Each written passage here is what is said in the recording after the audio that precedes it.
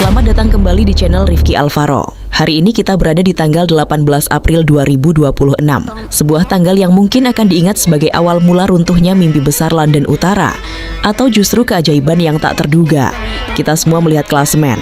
Arsenal masih di puncak dengan 70 poin, tapi coba lihat ke belakang, ada monster bernama Manchester City yang sedang mengintai dengan 64 poin dan tabungan satu pertandingan. Besok Minggu 19 April, laga yang disebut-sebut sebagai final Premier League akan meletus di Etihad Stadium. Pertanyaannya sekarang, apakah bensin Arsenal benar-benar sudah habis setelah kekalahan menyakitkan dari Bournemouth pekan lalu?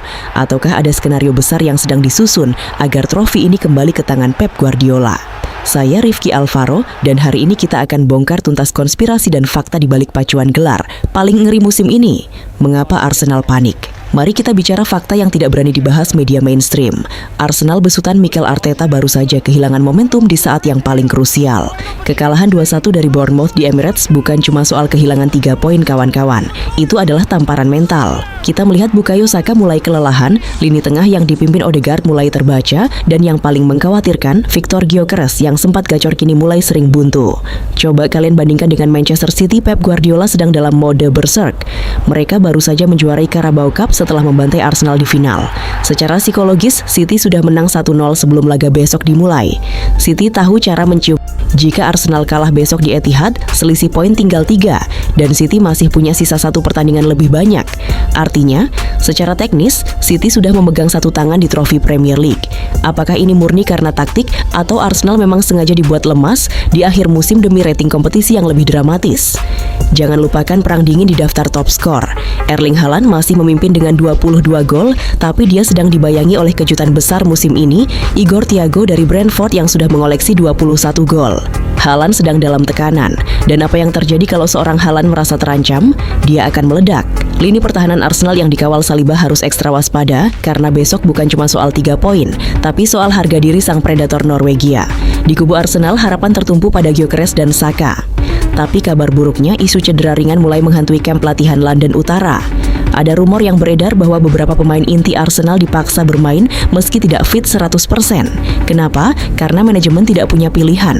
Skuad mereka tidak sedalam City. Inilah yang saya sebut kehabisan bensin. Mesin Arsenal dipaksa bekerja di luar batas, sementara City punya armada cadangan yang sama mewahnya dengan tim inti.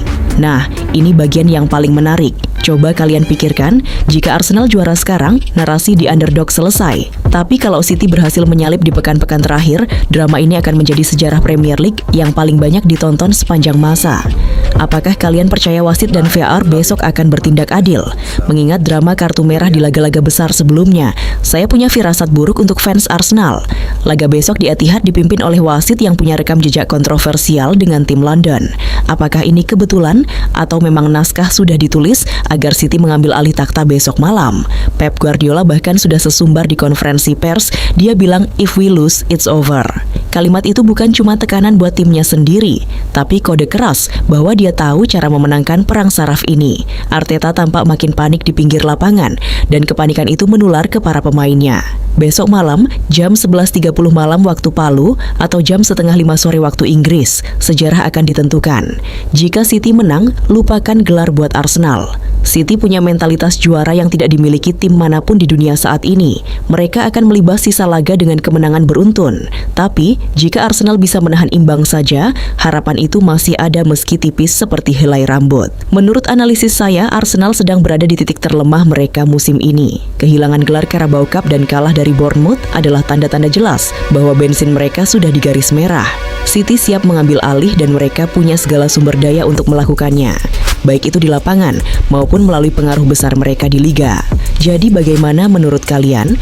Apakah kalian setuju kalau Arsenal sebenarnya sudah habis dan hanya tinggal menunggu waktu buat disalip City? Ataukah Mikel Arteta masih punya 1 kartu as yang disembunyikan untuk mengejutkan Pep Guardiola besok? Tulis pendapat kalian di kolom komentar. Saya ingin dengar perdebatan kalian antara Gunners dan Citizens. Jangan lupa like, subscribe channel Ri.